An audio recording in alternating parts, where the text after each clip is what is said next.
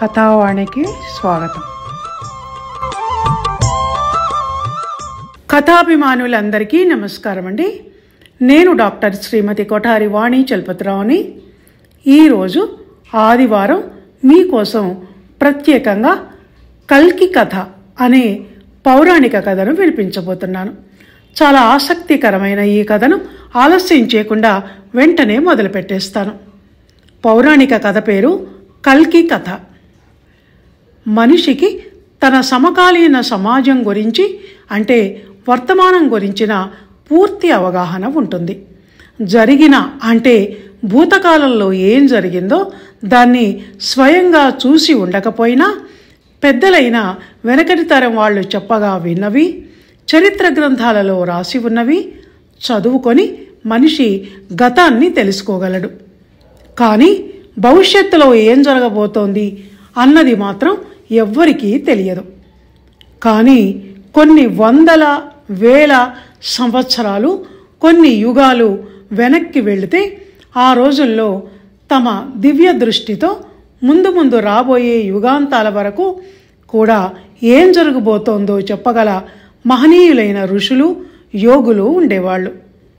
ఇది వినటానికే అద్భుతంగా నమ్మశక్యంగానిదిగా ఉన్నా నిజమని మన పురాణ చరిత్ర చెప్తోంది. వ్యాసుడు, వాల్మీకి, కొన్ని వందల సంవత్సరాల క్రితం వాడే అయిన వీర బ్రహ్మేంద్ర యోగి లాంటి వాళ్ళు ఎందరో ఇలాంటి వాళ్ళు ఉన్నారు. వీళ్ళందరూ ధ్యానంలో కూర్చున్నారంటే సుదూరంలో ఉన్న కాలజ్ఞానం వచ్చి వాళ్ళ దివ్య దృష్టి ముందు నిలిచేది.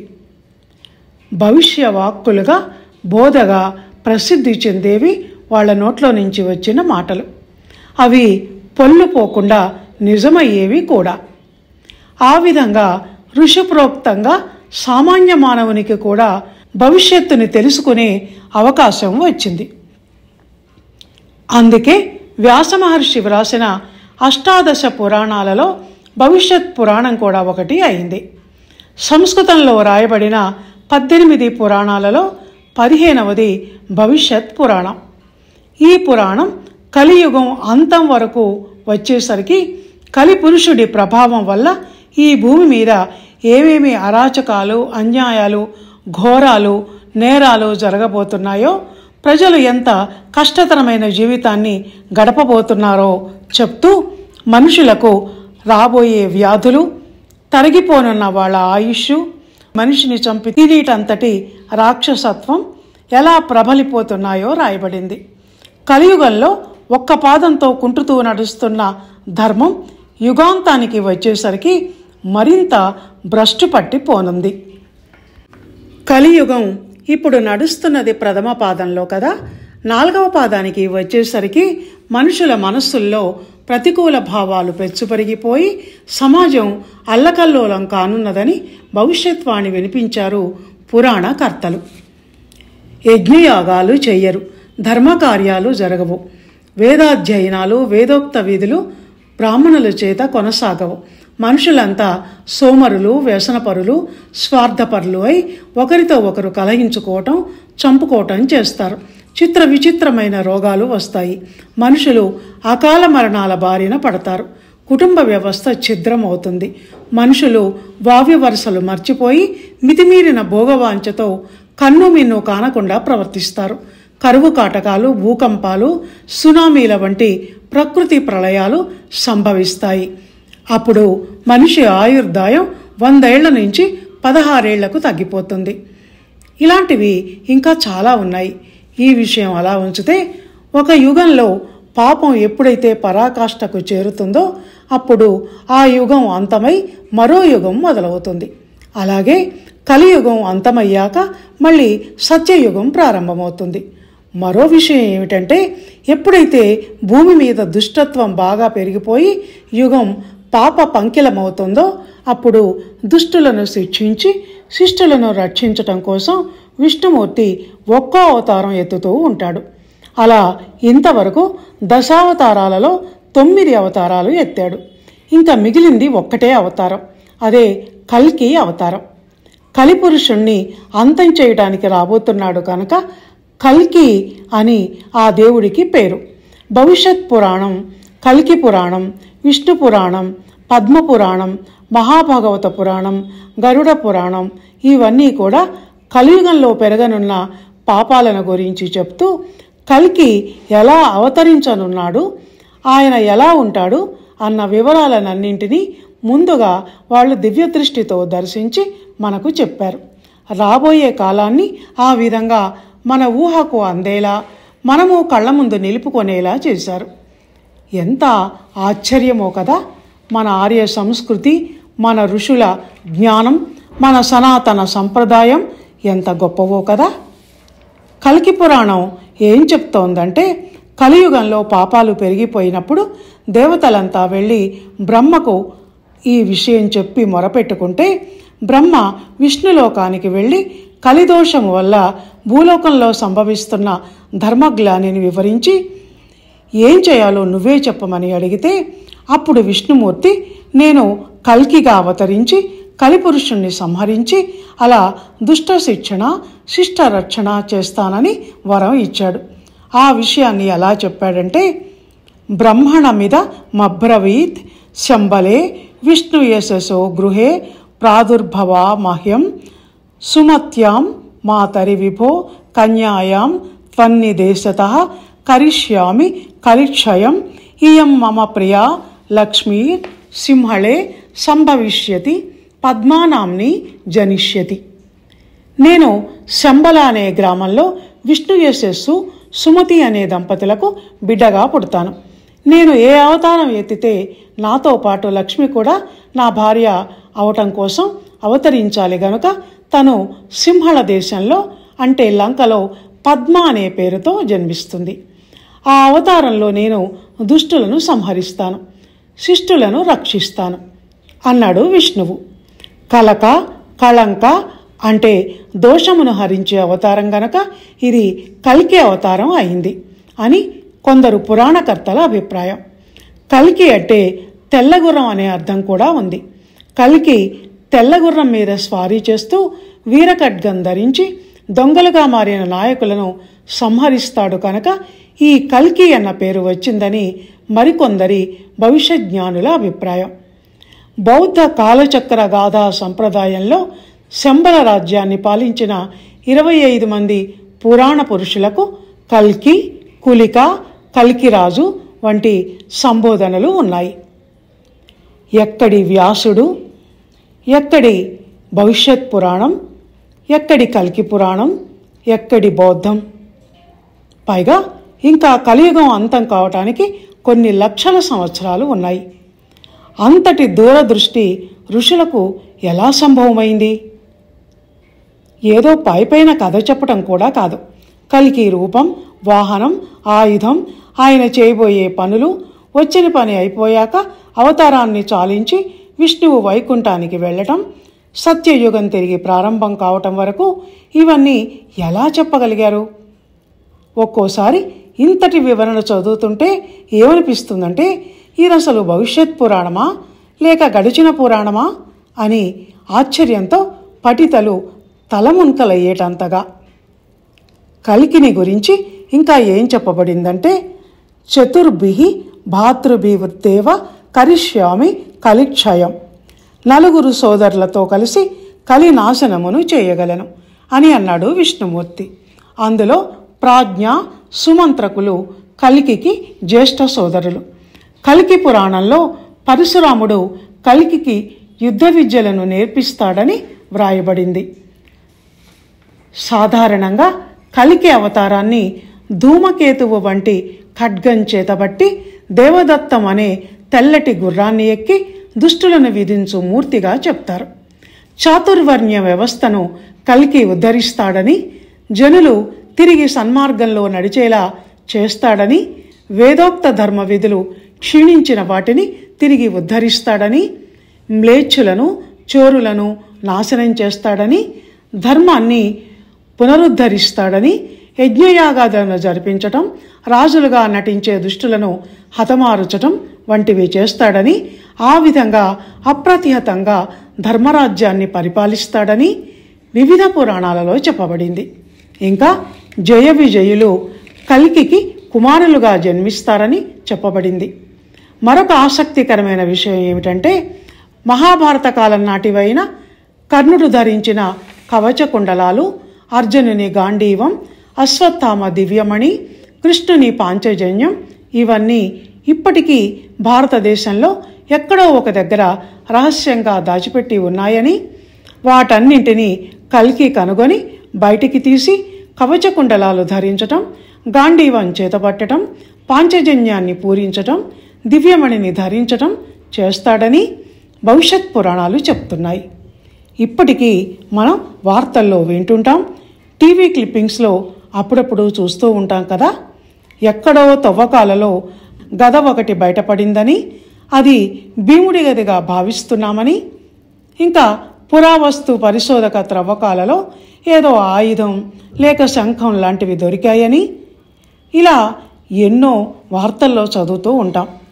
ఆ కాలం నాటి వస్తువులు అలా భూకంపాలు, సునామీలు వంటి వాటి వల్ల భూగర్భంలో కలిసిపోయి ఎప్పుడో ఒకప్పుడు ఇలా బయటపడుతూ ఉంటాయి.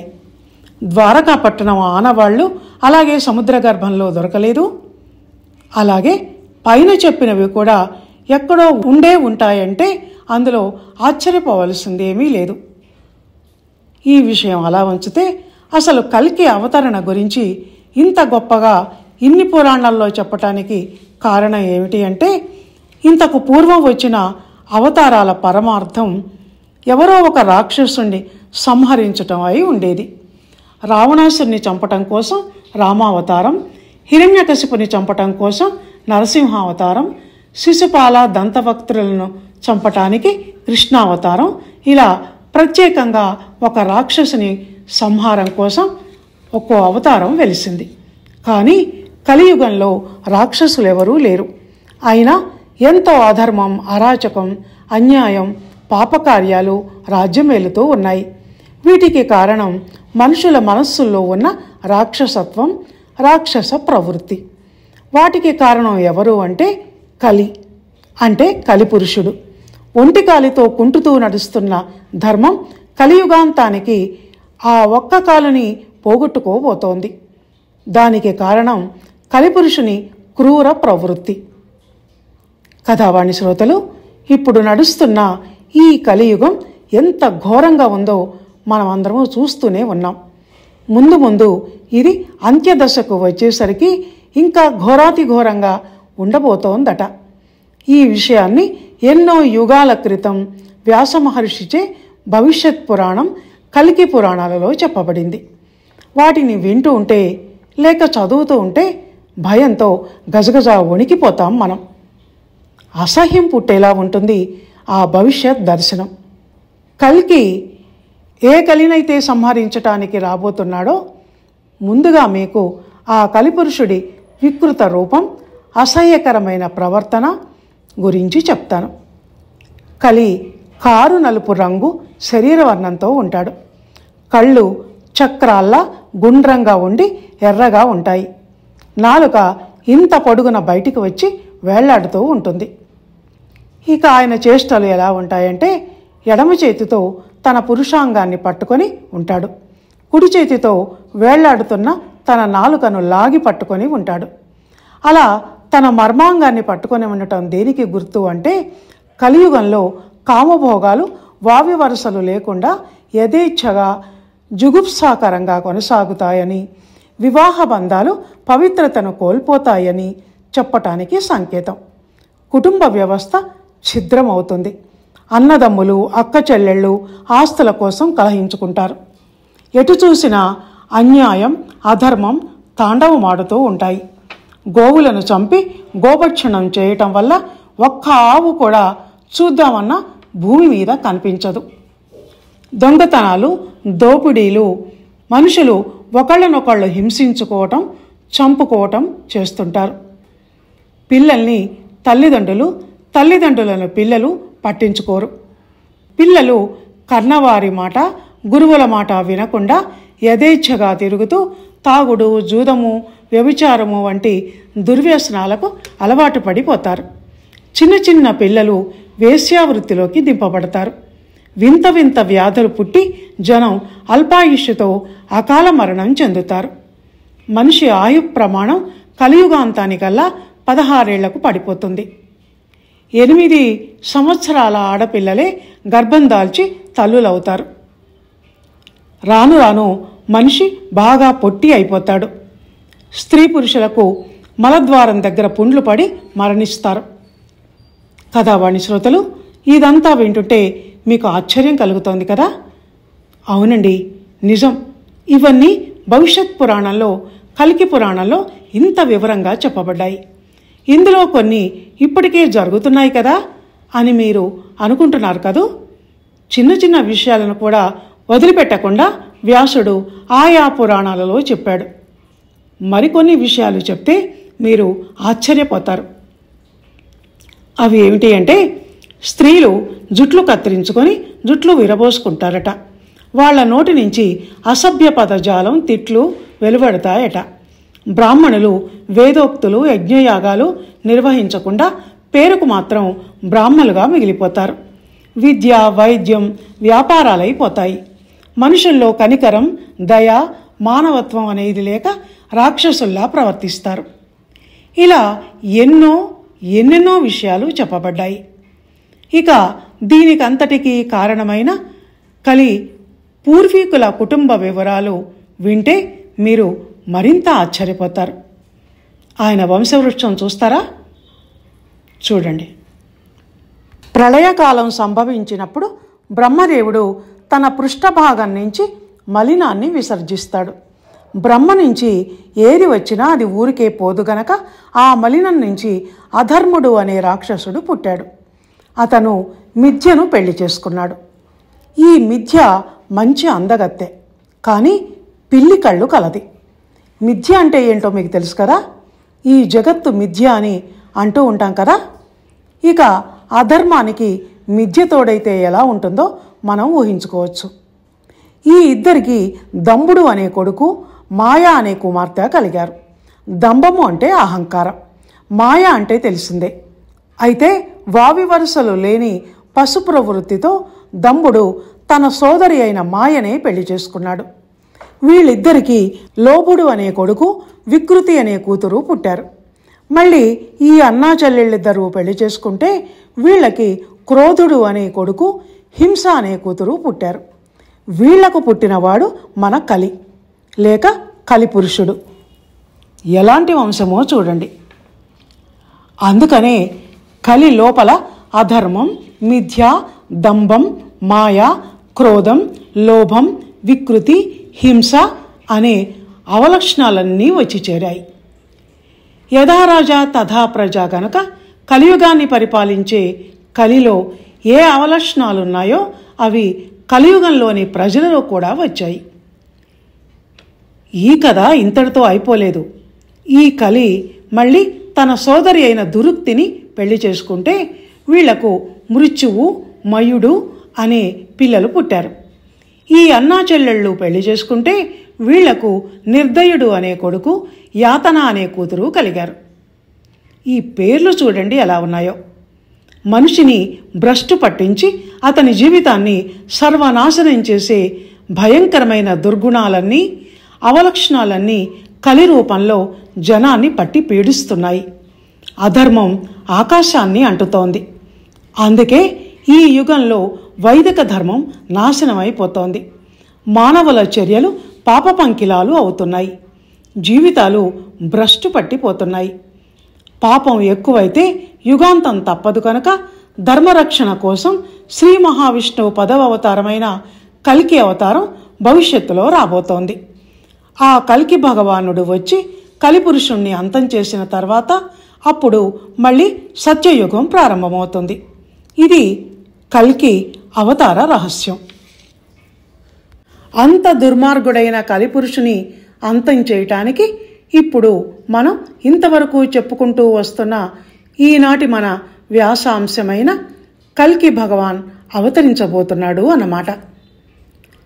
ఎప్పుడో అవతరించాడని కొందరి వాదన. దాని కారణంగానే ఎంతోమంది దొంగ కల్కులు నేనే కల్కి అంటే నేనే కల్కి అని పోటీ పడుతూ క్యూలో నిల్చున్నారు. ఈ మధ్య ఈ వ్యాసరచన కోసమని ఒక వీడియో చూస్తుంటే ఒక ఆవిడ నెత్తిన కిరీటం కూడా పెట్టుకుని నేనే నవదుర్గల రూపమైన కల్కిని అంటూ పిచ్చివాగుడు వాగటం మొదలుపెట్టింది. అప్పటికి యాంకర్ అంటూనే ఉన్నాడు, మీరు ఎవరైనా సైక్రియాట్రిస్ట్ని కలిశారా, ట్రీట్మెంట్ తీసుకుంటున్నారా అని వ్యంగ్యంగా. అయినా ఆమె నవ్వి తను చెప్పదలుచుకున్నది చెప్తూనే ఉంది. అన్నట్టు భవిష్యత్ పురాణంలో ఇది కూడా చెప్పబడిందండి. ఏది అంటే దొంగస్వాములు దొంగ దేవుళ్ళు పేరిట కొత్త కొత్త వ్యాపారాలు రాబోతున్నాయి అని. రాబోవటం ఏంటి, ఆల్రెడీ వచ్చేసాయి. ఇందాక మనం అనుకున్నట్టు ఇవన్నీ చూసే కాబోలు కొంతమంది అమాయక ప్రజలకు అనుమానం వచ్చేస్తోంది, కలియుగాంతం వచ్చేసిందా అని. అందుకే 2022లో కలియుగం ముగిసిపోతుందని పుకార్లు పుట్టించారు. ఆ జ్ఞానం వర్కౌట్ కాకపోవటంతో ఇప్పుడు మరో సంవత్సరం చెప్తున్నారు. భగవద్గీతలో జగద్గురువు ఎప్పుడో చెప్పాడు, ఎప్పుడు భూలోకంలో పాపం పెరిగిపోయి యుగాంతం దగ్గర పడుతుందో అప్పుడు నేను అవతరించి ధర్మరక్షణ చేస్తాను అని. సంభవామి యుగే యుగే అంటే అర్థం అదే. భూలోకంలో రాక్షసులెవరూ లేరు కదా, ఎందుకు మరి ఈ కల్కి అవతారం అంటే మనిషి లోపల దాగున్న కలిపురుషుణ్ణి బయటకు లాగి రాక్షస సంహారం చేయటానికి. అయితే ఆ కల్కి అవతరించటానికి అశ్వాన్ని ఎక్కి నందకం అనే పొడవాటి ఖడ్గాన్ని చేతబట్టి కలిని వధించటానికి ఇంకా సమయం లక్షల సంవత్సరాలు ఉంది గనక, అప్పటికి మనం ఉండం గనక ప్రస్తుతానికి కల్కిని గురించి తెలుసుకొని తృప్తి పడదాం. అయితే ఇక్కడ ఈ సందర్భంలో ఒక ప్రశ్న ఈ పాటికి మీ మనసులో ఉదయించి ఉండాలి. అది ఏమిటి అంటే, అసలు వ్యాస మహర్షి ఈ భవిష్యత్ పురాణాన్ని ఎందుకు రాశాడు? ఎప్పుడో పుట్టబోయే కల్కి అవతారాన్ని గురించి ముందుగానే అప్పుడెప్పుడో ఎందుకు చెప్పాడు? అలా చెప్పటం అవసరమా? భవిష్యత్తును తెలుసుకోవటం వల్ల మనిషి భయపడిపోతాడు కదా అన్న ప్రశ్నలకు సమాధానం మన ఊహకు అందినంత వరకు ఏమిటంటే, ఇదొక ప్రమాద హెచ్చరికలా మనం భావించాలి. ముందు గొయ్యి ఉంది అని కాషన్ బోర్డు లేకుంటే అది పైకి కనిపించకుండా నేలబారున ఉంటుంది గనక వేగంగా వెళ్ళి అందులో పడిపోతారు మనుషులు. ఆ బోర్డు ఉంటే అక్కడే ఆగిపోతారు. ఈ భవిష్యత్ పురాణం కూడా అలాంటిదే. ఇప్పుడు కలియుగం ఎంతో ఘోరంగా ఉంది. పాపాలు అంతకంతకు పెరిగిపోతున్నాయి. జపతప హోమాలు పూర్తిగా మటుమాయమయ్యాయి. హైందవ ధర్మం అడుగంటిపోతోంది. కృతయుగం, త్రేతాయుగం, ద్వాపర యుగంలో అవన్నీ అలా ఉండేవి కావు గనక నెలకు 3 వానలు కురిసి దేశం సుభిక్షంగా ఉండి ప్రజలంతా అష్టైశ్వర్యాలతో తొలతూగేవారు. మన దగ్గర కావలసినంత డబ్బు ఎప్పుడైతే ఉంటుందో, తిండికి ఎప్పుడైతే కరువు ఉండదో అప్పుడు చోర భయం ఉండకపోవటమే గాక దోపిడీలు, దొమ్మీలు, అక్రమార్జనలు సమాజంలో జరగవు. దేవుడు, దేవాలయం, దైవశక్తి వంటి ఆలోచనలు మనిషిని ఆధ్యాత్మిక చింతన వైపు నడిపిస్తాయి. కనుక తుచ్చమైన కోర్కెలు, అత్యాశలు, దురాశలు వంటివి వచ్చి మనిషి మనసును ఆక్రమించవు.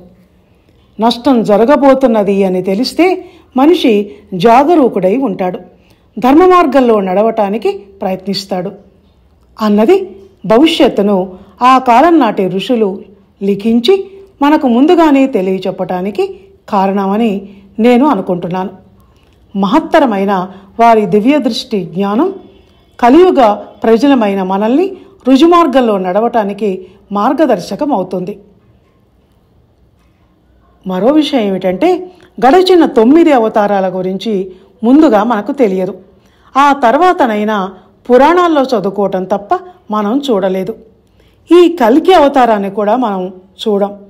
కానీ ముందుగా తెలుసుకోగలగటం చాలా ఉత్తేజాన్ని, ఉల్లాసాన్ని కలిగించే విషయం. దీన్ని ఒక అదృష్ట అంశంగా మనం భావించాలి అని చెప్తూ ఈ పౌరాణిక విశ్లేషణాత్మక వ్యాసాన్ని ఇంతటితో ముగిస్తున్నాను. ఇంతవరకు కల్కి భగవానుడి భవిష్యత్ పురాణ కథను ఆసక్తిగా విన్న మీ అందరికీ ధన్యవాదాలు. మంగళం మహత్.